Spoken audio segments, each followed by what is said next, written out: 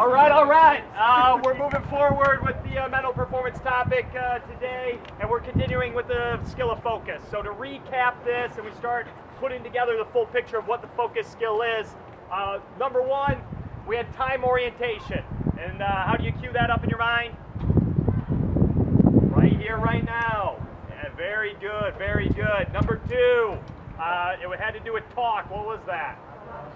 Positive self-talk. And when you have those negative thoughts, you park them. The third one that we went over last week, that was concentration. Finding what's important, staying focused on that. The topic today that we're going to be going over is a really good one. I think they're all good, but I really like this one. This is going to be the one of composure. And with composure, the optimal level of arousal. So as we get into this, we'll kick it off with a little bit of a video. Well, hello, Mizzou Track and Field. I'm Ron Burgundy, and I'm coming to you today to share the news that has happened since the last time I spoke with you. There's been a lot happening in the world of Missouri Track and Field. One of the things I am hearing is that Coach Halter must be walking a little bit slower these days. That is because he has a ball and chain attached to him. Oh, what's that? Oh, he has also gotten married. I wonder how his wife feels about this ball and chain he has. Additionally, the cross-country team will be traveling this weekend to the SEC Championships. And I know they are ready to perform excellent. I know they will step to the course with the courage of 10, nay, 100 Caitlin Fishers. Or, as it's also known, in size, 1 Brian Duncan. Those units of measurement are interchangeable. But anyways, I have been told that I am going to be very excited, which that's tough to do, but we will see, by my sports director, Champ. Well, whammy there, Tigers. We have a very special guest to bring to you today. He is the #1 mascot in the nation, puts in a lot of hard work every day to be the best Tiger that he can be. Whammy! It's Truman the Tiger! Truman the Tiger? Oh, it is great to meet you. This is one of my true idols. Oh my goodness. Oh, Champ, you've outdone yourself. This is huge. Let's hug. Oh my gosh. Hug it out, guys. That's a wonderful embrace. I swear I will never use Panther cologne again. It'd never want a jungle animal killed. Truman, like I am the king of the newsroom, is the king of the zoo. And I tell you what, he is amazing, amazing. I once thought that my favorite animal was my dog Baxter. But then I became a supporter of Mizzou Track and Field. And I found out that this is my favorite animal of them all. And I am not alone. He is the favorite animal mascot of all of them in the country. We have so much that we could learn from you. Will, is there a topic that we could have him help teach the University of Missouri Track and Field? Well, whammy there is, Ron. He can talk to us about composure today. Oh, composure! That's another piece of the focus skill. Oh, that is ideal, because Truman is the master of excitement. He is able to pump up thousands of people at a moment's notice. It is amazing. So, each and every one of us needs to hit our ideal zone. Tell you, Truman, could you share with us? Could you show us for the athlete that needs to get excited? How do you excite yourself and a crowd? Oh my goodness! Oh! Whammy! Oh my goodness! Oh, whammy! That is amazing! Oh, whammy! Champ! Whammy! Champ's way overly excited! He's Whoa! lost his zone of optimal performance! Whoa! Can you do something to calm him down? Oh! Oh my goodness! It's like magic, Truman! You are a master! Missouri Track and Field, when you are finding your ideal zone of optimal performance, think of Truman. Visualize that in your mind. Do the pump-up move of the tailspin. Get yourself amped up. But if you need to be calm, think of the other things that Truman does. The shh or the If you do this, you will be able to dial in your optimal zone of performance and have your ideal peak performance when needed. As always, Missouri Track and Field, stay classy. Hey Truman, I have a big date coming up with one of the track and field coaches. I want to impress her. I've seen you've got the moves. Can you teach me a few of those? Couple? Oh! What? You don't think she'll be impressed? Oh! Oh, he got you good, Ron.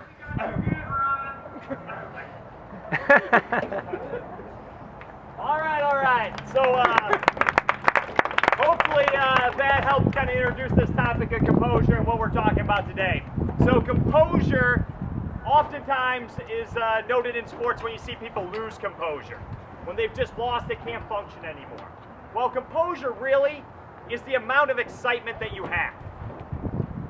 Excitement goes on a scale or a continuum where on one end you have completely comatose. You're sleeping, you just can't function, you're not even awake. I see a few of us are pretty close to that right now. On the other end of it, you get so excited that you're so anxious, you're so excited that you can't perform because you're on that other end. What it is all about is finding that ideal zone or that individualized zone of optimal performance. And this is on a bell curve or an inverted U. So if you think about that, for each and every one of us, there's this curve. And right in the middle, where on the one axis you have that level of excitement and the other one your performance is at its highest point. If you get a little bit more excited, you start going down. You get a little bit less excited, you start going down. It's about hitting it right at that point where your peak performance will happen. There's a number of different factors that play into this. It has to do a lot with what event you're in. So for some of us, and in general, if you're doing a power speed event, that's one you want to be a little bit more excited for in general. If you're doing an endurance event that's going to take a long period of time, you probably want to be a little bit calmer. If you're doing an event that's very, very technical, so you think about the pole vault, or you think about some of the different field events that we're doing, or the hurdles, you want to be towards that end of being a little calmer. So you have that fine muscle movement needed to execute your skill. If it's one that's pretty simple, just a running type event, you can be more excited for that. So it's about thinking about your event, knowing generally what you need, and then knowing yourself. So looking back at your previous best performances, knowing what you were like on the excitement level for those, and then working to get in that zone on the day that you want to perform. And that's not just on competition day. That's when you're out on the practice track, when you're in the weight room. Heck, when you're in the classroom, you're getting ready to take an exam. You've been there before where you can't stay awake for the exam, or on the other, you're so anxious because you know you have to get a B on this exam to pass the class, and you studied all night, and you're just really, really, really nervous. That's the same thing that we're talking about here. That optimal zone of performance that's individual to you and finding it. A couple different ways to do that. One Truman showed us. That's thought control. So visualize a little Truman in your head. If you need to get pumped up, tailspin, pump up the crowd, get excited. If you need to calm down, it's going in, calming yourself down. Next one, movements. I think that a lot of us have seen this in our sport. You know, doing little plyometric jumps before you get going. What, you guys impressed? Did I get off the ground there? yeah, you got like a distance runner, right? But quick movements excite the body, helps amp you up. At the same time, slow movements. If you need to calm down, those nice calming stretches, just real deliberate slow movements, that'll calm you down. The third thing that we'll talk about, so we had thought control, we had movements, breath.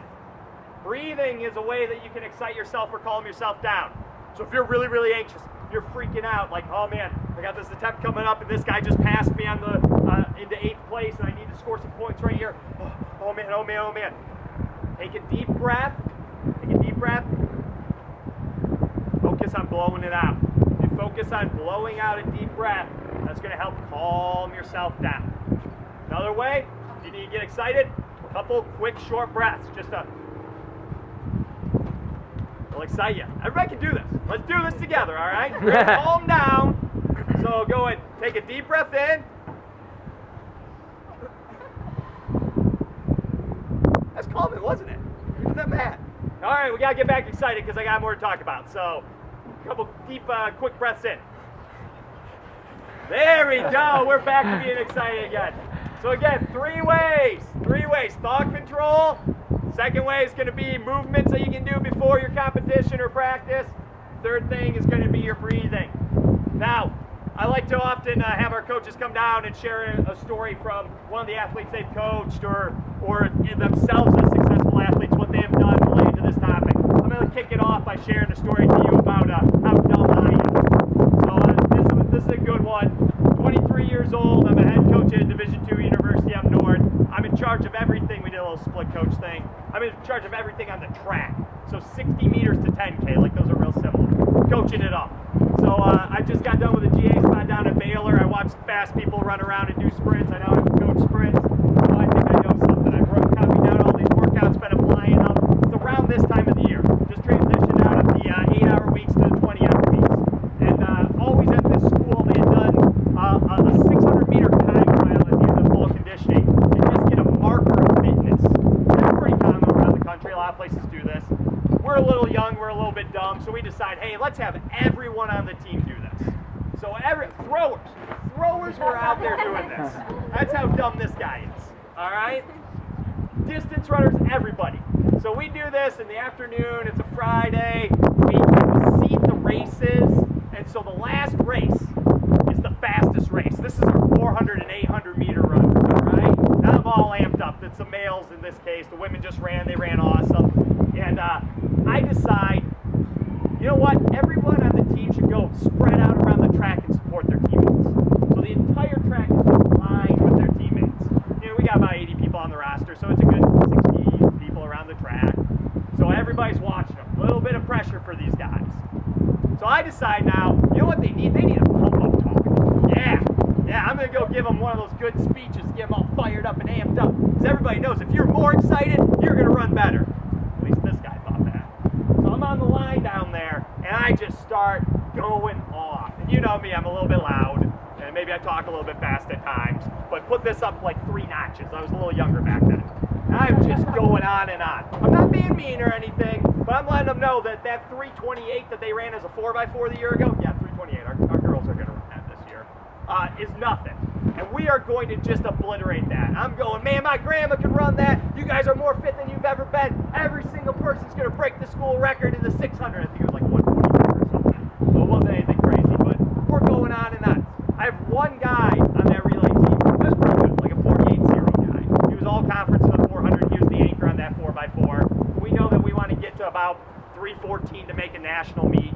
So I'm telling you, we're going to nationals, and it starts here. It starts today, and you all can do it. But you got to go out there. You got to give that effort. Everybody's going to be throwing up afterwards. Oh yeah, it's going to be awesome. Yeah, I'm going crazy. All right. We got a line. We have a little woodblock clapper.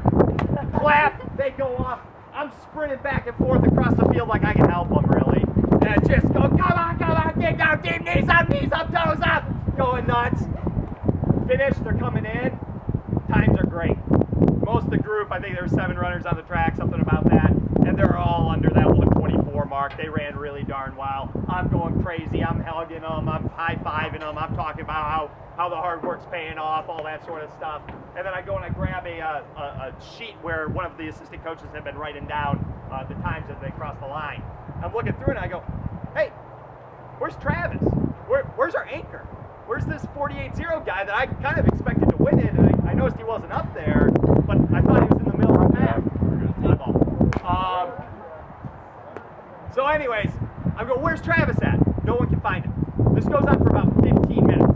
Now Travis is like a country kid who has, you know, always would run through a brick wall if you asked him to, never not finished a race in his life. So I'm freaking out. I'm going, oh man, he probably tore a hamstring. You know, something's wrong. What's going on?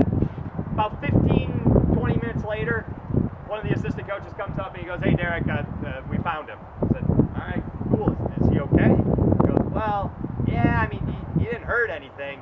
He's on the backstretch. So we had, you know, 2 sets of stands, so backstretch stands. He goes, he's on the backstretch. We found him behind the bleachers, crying and throwing up.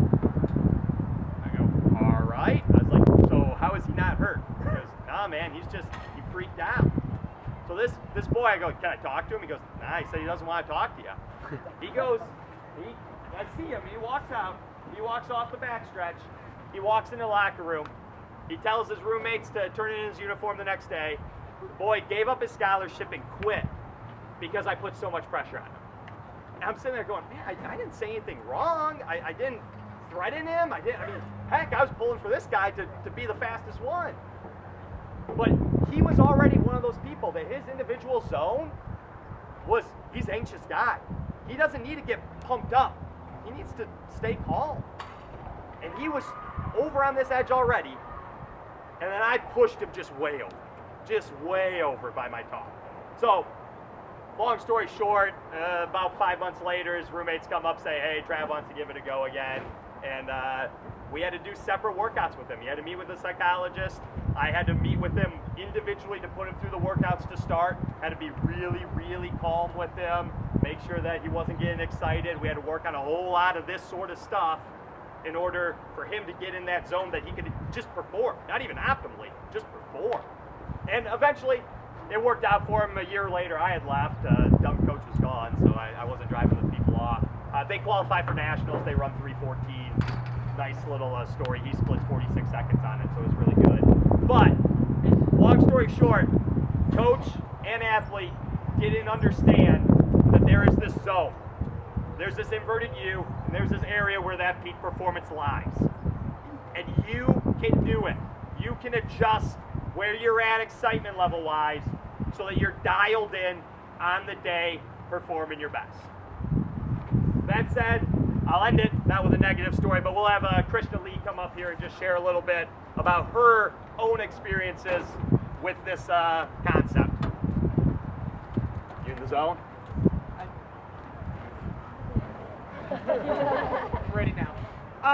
No, so Derek, we walked out of our meeting talking about this today, and I was like, that's interesting because we were talking about, the different events and the more technical and things like that. So I was like, Derek, when I was throwing, I knew in shot put, I could be way up here, and I could be really pumped and excited, and I was going to throw great. But if I was way up there with hammer, I was going to crash and burn really, really fast.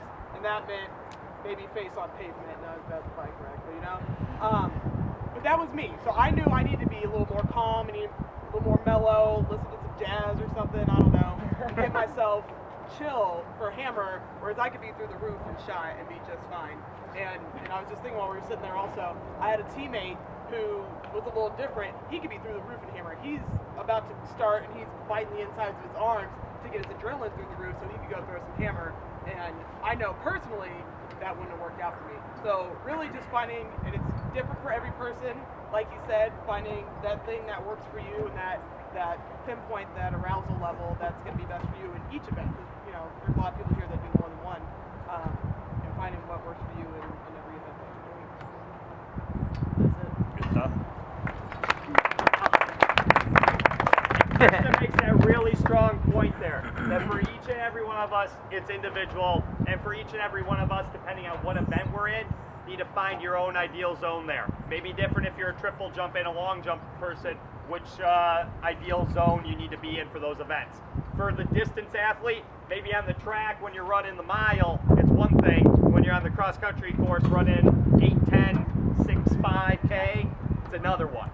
So work on that, think back to your best performances, use those 3 different strategies for controlling it, and that will really help you guide yourself to an ideal performance. That's it. So, yeah, give it up. And I hope you guys get what we're doing here. This is a pretty big deal. So big of a deal that in our preparations for Rio, with 124 athletes that will make the United States Olympic team, they're very concerned about this very topic. Okay?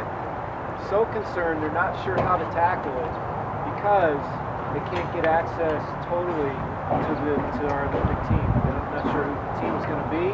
But what they do know from our studies is that we could study till we're blue in the face testosterone versus cortisol levels immediately following a major championship, and what that does in ensuing weeks. What does rest and recovery do? What does nutrition do? How do we hit the right taper? most athletes and coaches believe, well, it's all those things. But the athletes who are on the track and on the runway and in the ring, you know what they say? There's another piece. There's another piece. And when surveyed, our team that went to the World Championship, the very number one thing that they wish they could figure out, focus, composure, the ability to focus, refocus, get back into that zone, find the optimal arousal level. Because they know scientifically we can get it nailed. We can hit the proper taper, the right so-called peak, and be ready physically. But there's that little piece that we just seem to miss. And they all say it, universally 100%. Okay? Coach McGuire's team of PhD students, now doctors, they have their PhDs, presented to all, there was about 30 elite coaches in all our disciplines at this summit. And this team presented. They went out and they interviewed over the last 2 years. This project started, this is a project in preparation for Rio. This project started the day after London. Okay? These students went out and they interviewed the 23 medalists in London and their coaches to try to find what was, if they just threw out open-ended questions, could they assimilate all the information, the 10,000 pages of information, could they filter it down and try to figure out what are some commonalities? Of the people that medaled, you know what they found? One universal trait. And I'm still not sure that the coaches in the room totally grasped it. One universal trait. Anybody got any idea what it is? It wasn't focus. Our pillars. Choice. Autonomy. The ability, the title of the presentation was Control Your Olympic Moment. Control your Olympic moment. What does that say? Choice. You have the choice. Effort, focus, choice. We're giving you the tools. Make the choice. Make the choice to utilize the stuff that we're presenting to you guys. It'll never go away. It'll be your greatest ally as we move forward. Okay? Big deal, guys. Can't stress it enough. This is awesome, unbelievable stuff. I'm pumping these guys up so much that the sports psych people that are working with our current high-level elite people, all the disciplines, we're trying to figure out how to better communicate. I said, you know what, I'm going to send you some YouTube videos. I bet you're going to find a better way. So Derek and Ben are going to be famous. So, anyway.